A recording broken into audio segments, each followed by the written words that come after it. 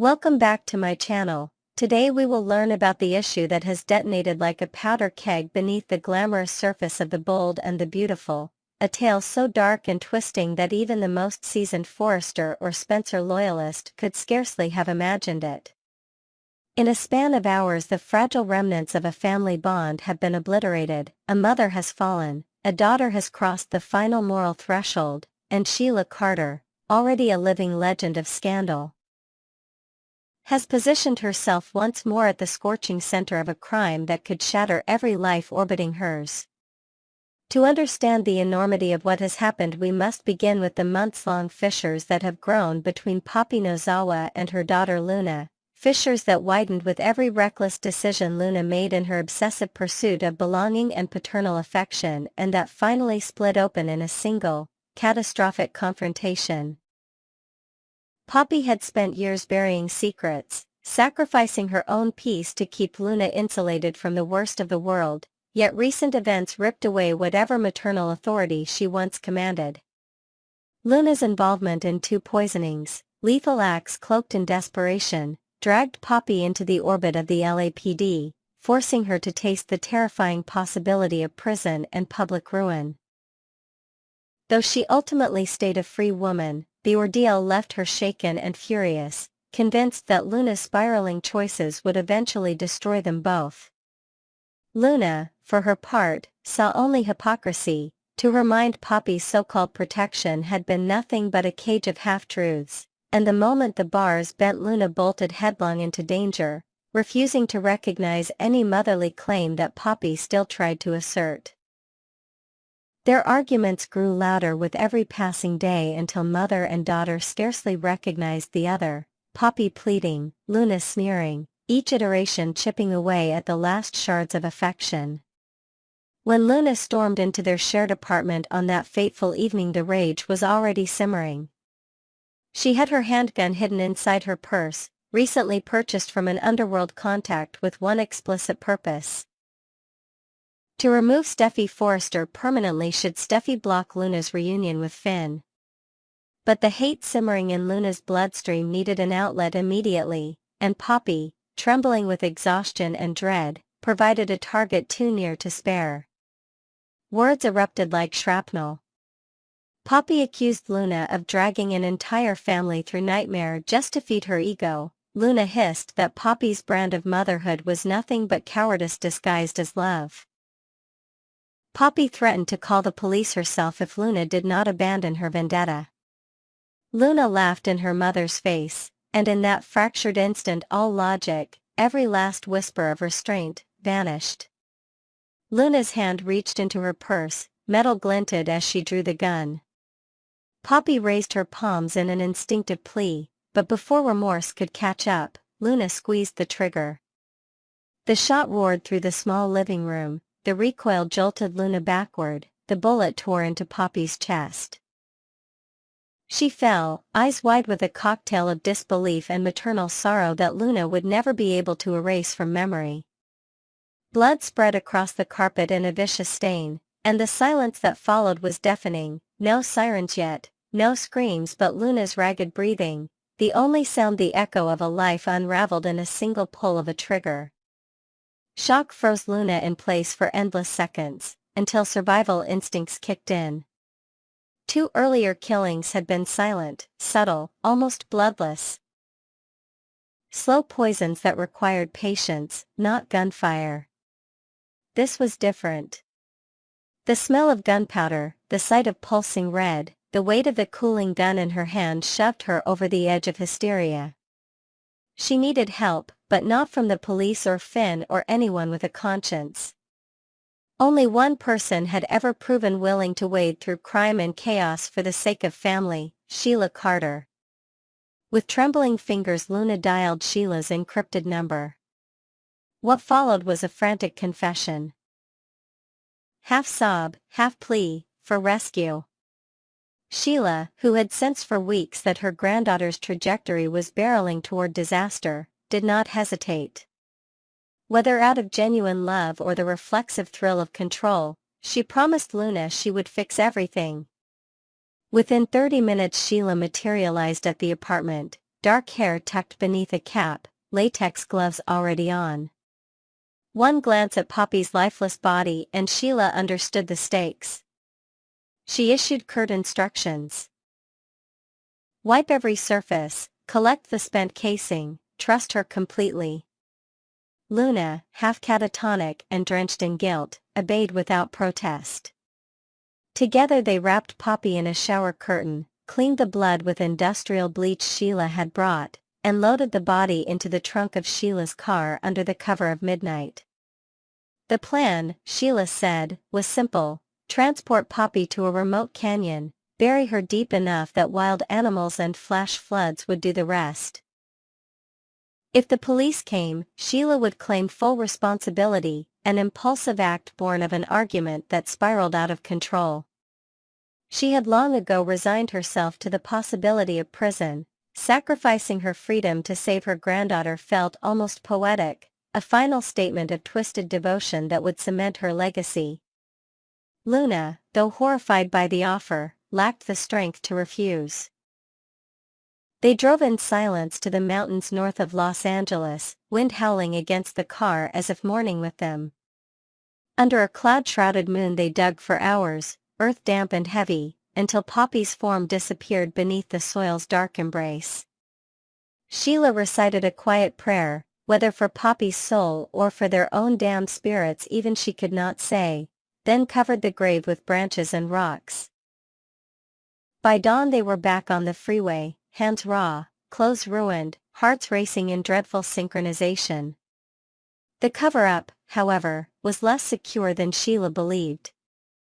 A neighbor's Ring camera had captured muffled shouting, a single gunshot, and Sheila's unmistakable profile disappearing into the apartment with a roll of plastic. The footage quickly found its way into police hands once the building's manager reported a foul odor of bleach and a missing tenant. Detectives recognized Sheila instantly. Her rap sheet was practically required reading at LAPD headquarters. Within 24 hours a warrant was issued. Sheila's arrest was cinematic, squad cars boxing her in outside an abandoned storage facility where she meant to burn the blood-soaked clothing. She smiled serenely as officers cuffed her, repeating the prepared confession. Yes, she shot Poppy in a heated argument. No, Luna had nothing to do with it. Yes, she disposed of the body alone. The detectives, skeptical, pressed for details, but Sheila's decades-honed poker face held fast. Still, loose threads dangled, cell tower pings showing Luna's phone at the canyon that night, a trace of blood in the trunk that DNA would soon confirm as Poppy's, and crucially, the camera clip placing Luna at the crime scene before Sheila arrived. Prosecutors smelled conspiracy. News of Poppy's murder and Sheila's arrest rocketed through the Forrester corridors, igniting shock and fury. Finn, devastated, haunted by the realization that he'd been nurturing a bond with a daughter descending into monstrosity, questioned every decision he'd made. Steffi oscillated between sorrow for Poppy, a mother who'd tried, however imperfectly, to save her child, and cold terror at how near the danger had come yet again. Ridge and Brooke braced for the media frenzy certain to engulf the fashion house, while Bill Spencer deployed attorneys to insulate his family from collateral damage. Even Deacon, tethered to Sheila by a magnetic blend of loathing and loyalty, faced the impossible: defend the woman he loved or condemn her to save himself. Meanwhile Luna, hiding in a rundown motel near the Salton Sea, spiraled deeper into guilt. Each news bulletin felt like a blade twisting in her chest. Sheila paraded before cameras, labeled a remorseless killer, while Luna's name remained a whispered suspicion. Anonymous tips about the mysterious man who'd sold Luna the gun surfaced, leading detectives to a pawnshop clerk who confirmed Luna's purchase. The net tightened. Luna contemplated surrender, suicide, flight across the border.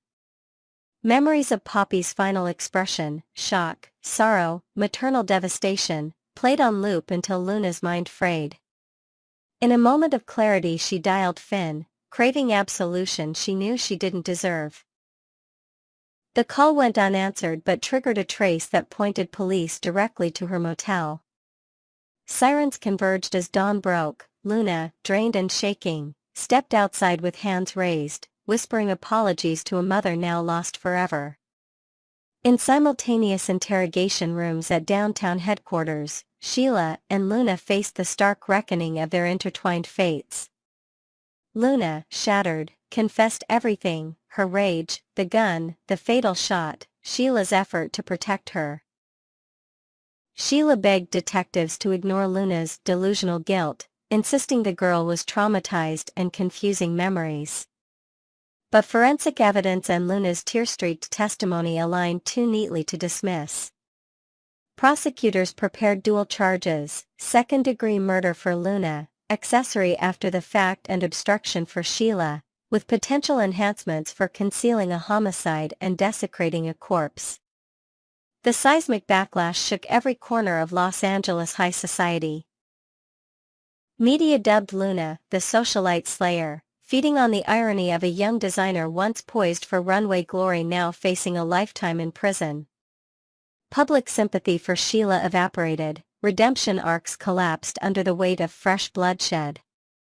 Debate raged over the sins of the mother transposed onto the child, over whether a lifetime of family betrayal had doomed Luna from the start, or whether individual choice still reigned supreme. Protesters picketed the courthouse, some demanding maximum sentences, others decrying a justice system that had failed at intervention long before triggers were pulled.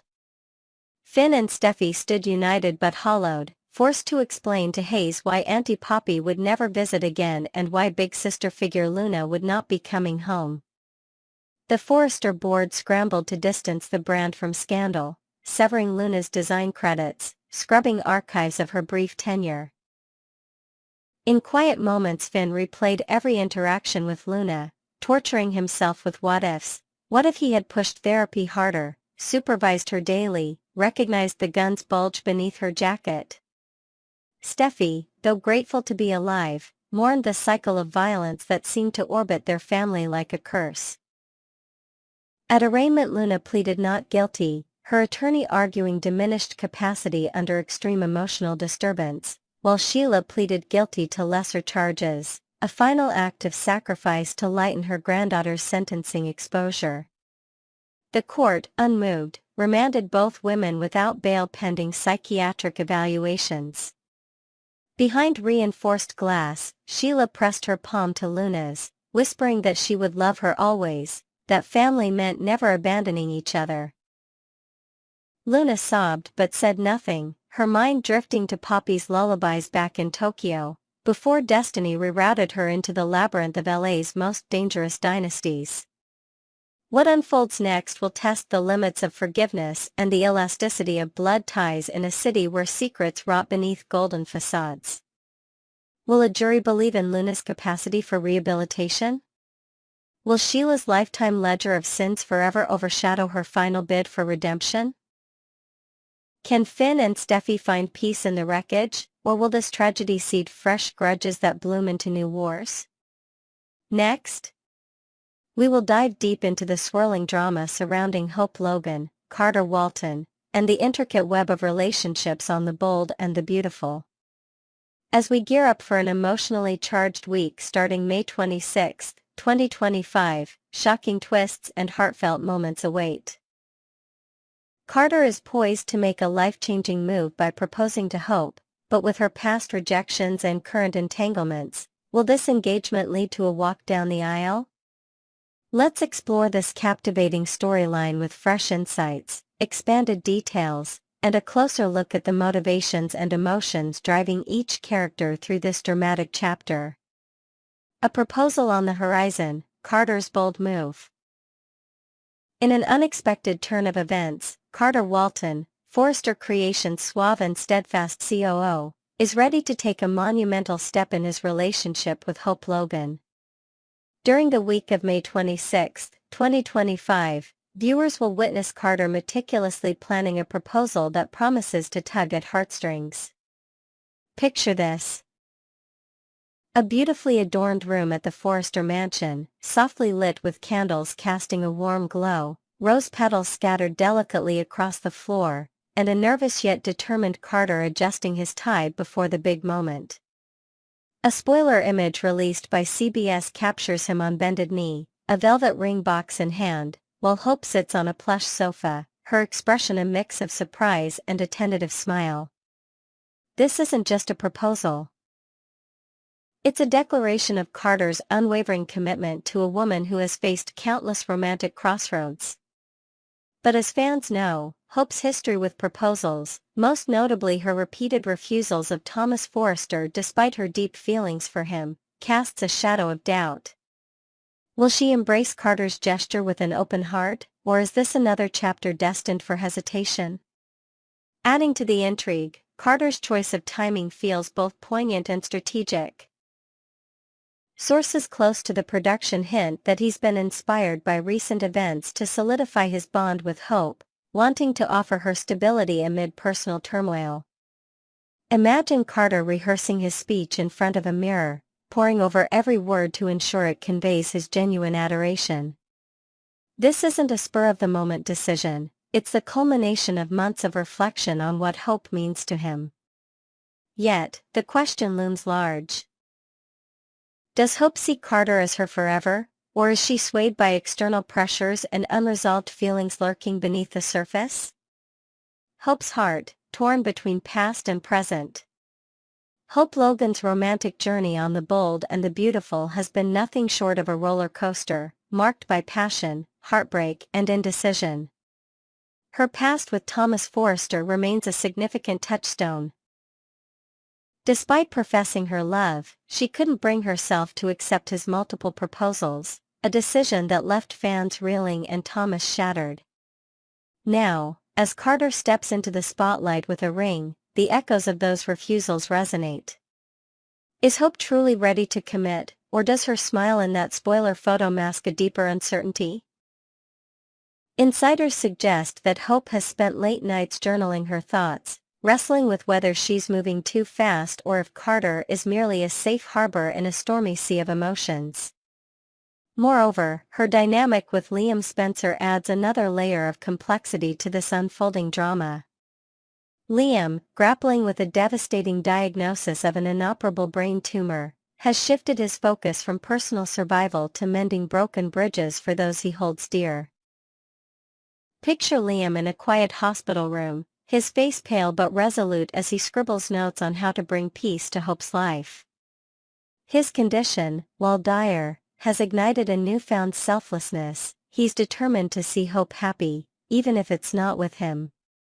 A risky experimental procedure proposed by Dr. Grace Buckingham hangs in the balance, but Liam's hesitation speaks volumes. His priority is healing others emotionally rather than physically fighting for himself. His quiet insistence that Hope belongs with Carter, whom he believes will cherish both her and their daughter, Beth Spencer, carries weight. But does Hope's reconnection with Carter stem from genuine affection, or is it a gesture to honor Liam's wishes during his darkest hour? Liam's legacy, a mission of peace. Liam Spencer's storyline takes a deeply emotional turn as he navigates his health crisis with a grace that resonates with viewers. His diagnosis has transformed him into a beacon of reconciliation, focusing not on his own dwindling time but on fostering harmony among his loved ones. Imagine Liam organizing a heartfelt gathering at the cabin, where he orchestrates a truce between longtime rivals Hope and STEFFY Forrester Finnegan. The scene is touching, tears flow as old grudges dissolve under Liam's gentle urging, his voice weak but unwavering. This miracle of unity is just the beginning. Liam then turns his attention to Hope and Carter, advocating for their union with a conviction that surprises even those closest to him. Behind closed doors, Liam confides in a trusted friend, perhaps Bill Spencer, about his hopes for Hope's future. He envisions Carter as a steadfast protector for Beth, someone who will step into the void he'll leave behind. This isn't just about matchmaking, it's Liam's way of ensuring his daughter grows up with a stable father figure. Yet, fans are torn. Social media buzzes with debates. Is Liam's push for Carter and Hope a selfless act of love, or does it burden Hope with a choice she might not be ready to make? The emotional depth of Liam's mission adds a bittersweet tint to the proposal storyline, making every interaction laden with unspoken goodbyes. Steffi and Brooke, unexpected alliances and suspicions. As Carter prepares to pop the question, the ripple effects touch other key players in the B&B universe, notably Steffi Forrester Finnegan and Brooke Logan. Steffi, historically at odds with Hope over personal and professional matters, surprises everyone by voicing support for Hope's potential happiness with Carter. Visualize a tense boardroom meeting at Forrester Creations where Steffi, usually sharp and critical, offers a rare smile and words of encouragement about Hope's future. This shift doesn't go unnoticed. Ridge Forrester and Brooke exchange wary glances, their years of navigating family feuds making them skeptical of sudden changes in attitude. Brooke, ever the protective mother, muses over coffee with Ridge about whether Steffi's endorsement is genuine or a calculated move. Could Steffi be playing a longer game, perhaps to keep Hope distracted from Forrester business dealings? Brooke's maternal instincts kick into overdrive as she reflects on Hope's tumultuous romantic past. In a quiet moment at home, she sifts through old photo albums, lingering on images of Hope with Liam and Thomas, wondering if her daughter's heart is truly aligned with Carter. While she wants to believe in this new chapter, envisioning a grand wedding with Hope in a stunning gown of her own design, Brooke's intuition tells her to brace for potential heartbreak. The dynamic between these powerful women adds a gripping subplot to the proposal, as their reactions could either bolster Hope's confidence or plant seeds of doubt. A proposal accepted, but a wedding uncertain. Returning to the heart of the story, Hope's response to Carter's proposal is a pivotal moment that will keep fans on the edge of their seats. The spoilers suggest she accepts, her smile in the CBS photo radiating a cautious joy.